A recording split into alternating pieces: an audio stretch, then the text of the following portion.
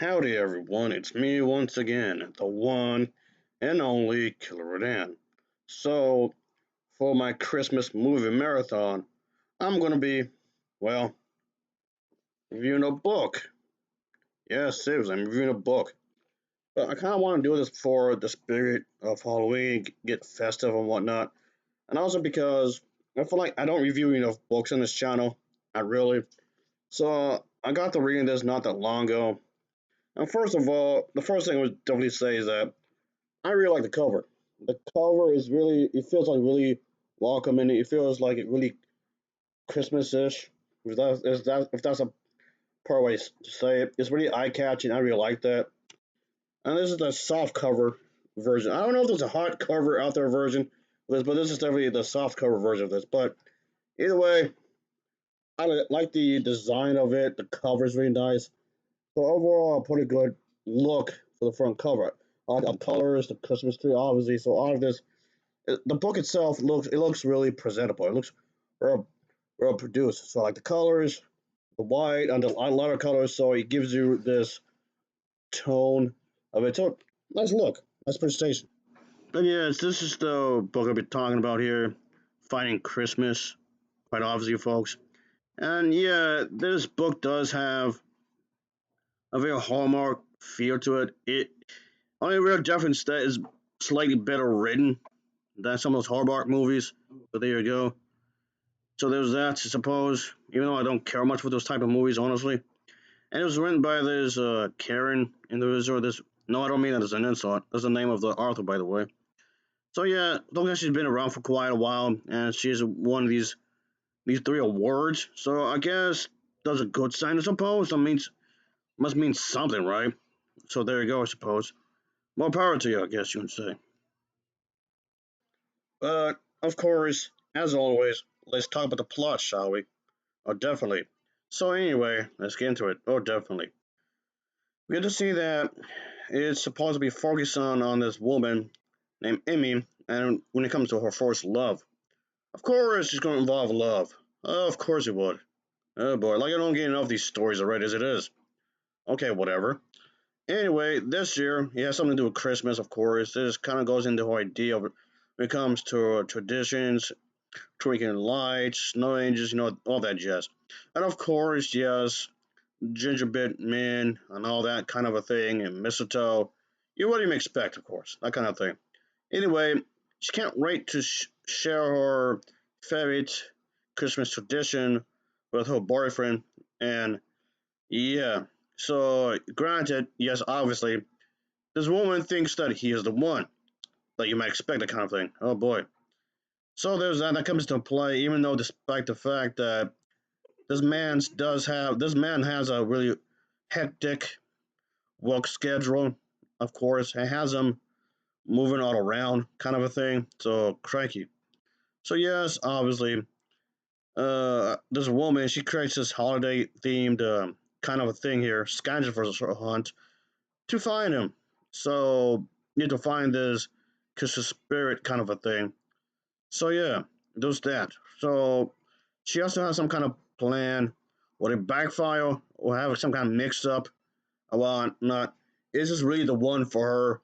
So yeah, this kind of thing does come into play quite obviously, and that's what this book. It kind of feels like it could have been a Christmas Hallmark movie kind of thing, and it definitely does have that kind of feel for it, kind of a thing. If I'm being honest with you, it does have that feel for it. If there was an actual movie kind of a thing here, so there's that. But I don't know if that's a compliment or not, but there you go. But yeah, about Hallmark.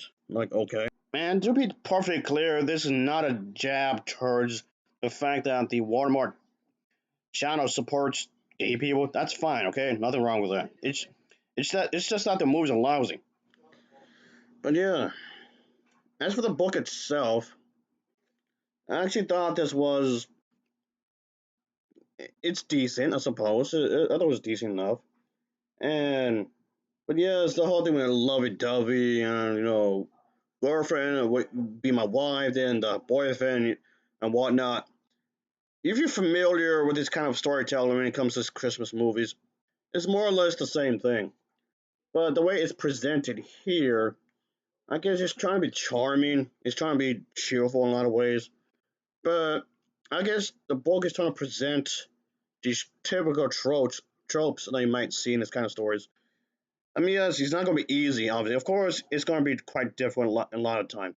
And that's true. It can be potentially difficult a lot of time. That's life. It happens. Things happen all the time. Yes, that's an oversimplification, sure, but there's that, I reckon. There's that. So, all right then. Anyway, so this just how this works in terms of the story. I don't know. Maybe I'm just really bitter when it comes to love and relationships. I guess marriages in general, I suppose. Maybe that's just more of a me thing, folks. Perhaps. I guess. Whatever. Anyway, would I actually recommend this book? Only if you enjoy this kind of thing. That's what I'm going to say. That I guess that's the best way I can say this. If you can enjoy this kind of thing, really, that's the best way I can say. If the lovey-dovey stuff is like your cup of tea, it is not for me, really. And I mean, what's next? You can tell a story about some schoolgirl at a high school when she finds love. Oh boy, yeah, the story is very generic, if you ask me. But there you go, I reckon. Yeah, I'm just saying that, folks. It's not really that type. Me. Is that? So I know it's kind of like, okay, if this is not your cup of tea, then why the hell did I pick it up for? Or for one, I know nothing about the author nor the book itself. I just randomly picked it. That was my whole thought process. I have to do something for Christmas. I have to read something for Christmas, and I just randomly picked it. And that's, can I have some woman in her like 40s, maybe to late 40s, maybe close to early 50s, to at least change up a little bit, take things up a little bit, I guess. And maybe she already has a child as well. And yeah, maybe she needs to find the true love. Maybe she thought she did, but it really turned out she didn't. He turns out to be a scumbag. And then like maybe she finds actually true love and said individual is from a different country. Maybe there could be a bit of a language barrier, and the other one barely knows English. And as for the daughter, just make her of age. Just make her of age. It's a little tweak up there, I guess. Just make her of age. And so if the mother and the daughter want to reveal something somewhat revealing, it won't come off like weird. I guess you can say, but just throwing it out there so and no one get ahead of themselves. I guess. So there was that. And maybe the daughter she can't really speak. Maybe she's mute. Like oh, there's something wrong with her throat and with her vocals. I mean, and she can only speak through sign language, but she can hear it just perfectly. So that's something. I don't know. It just felt like this ended up being the same kind of stuff you've seen like quite a few times. You do have to keep in mind that I do watch a lot of movies, so reading this book, nice little dog though. The dog is a nice touch though. I'll give it that. Anyway, sidetracking there. So this is something. This reading this book felt like it's something felt a little too familiar as far as I'm concerned anyway. And yeah, just throwing it out there. Okay, I'm just saying not to hate on the author or anything. That's it. That's it. Really. That's it. Really. The author is said to be a masterful seasonal storyteller, and she's like one of those type of people that does really well when it comes to that kind of thing, especially in the more modern day age. And she has this gift for yes, basically this is one of these feel good type stories, and yes, it's by the numbers in that regard. I mean, for that, it does its job. It's fine, I guess. It's a sweet book, and you can enjoy the characters even though the overall plot is it's fairly simple. I mean, you keep me interested throughout the entire thing, so that counts for something. So the overall story is coherent enough. So again, that's something, sure. Creating this warmth, this magical, that's into this profound, uplifting kind of a thing. And it's just from what I heard anyway. And okay, I can kind of see that in here to some extent. And I can kind of see that here. Oh, definitely. Oh, yeah. Woo. But all in all, yeah, it gets pretty crazy in its own little way because you have to deal with your family, you have to deal with strangers or whatever. Like, okay, that's definitely is the thing here. Oh, definitely. So I take it that she typically writes the author. I mean, she typically writes Christmas stuff. Like that's like her stick. That's like her thing. I mean, hey, if it works, right? If that's your thing, if it works, it worked, then say it, right. So no problem there. Yeah, I know it's kind of odd for me to say this kind of thing because, for one, I would watch a lot of these princess type movies, and these princess type movies are known for having these like lovey-dovey plots and whatnot.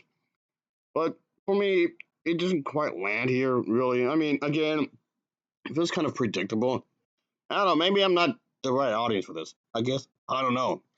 But yeah, it's just pretty much centered around this delightful, heartwarming story about these two people who met by accident, of course, but soon developed a bubbling friendship, of course, and just went on from there, of course. So yeah, it's pretty much what you might expect from this kind of stuff. So ultimately, like I just said a moment ago, I thought it was a pretty okay read. I thought it was pretty alright. I started reading enough, I suppose. So anyway, I'll give this book an overall rating of a 6.8 out of 10. It gets a 6.8 out of 10. It's pretty alright. So anyway, as always, thanks for watching, and take care. Until next time, see ya. Oh yeah, later.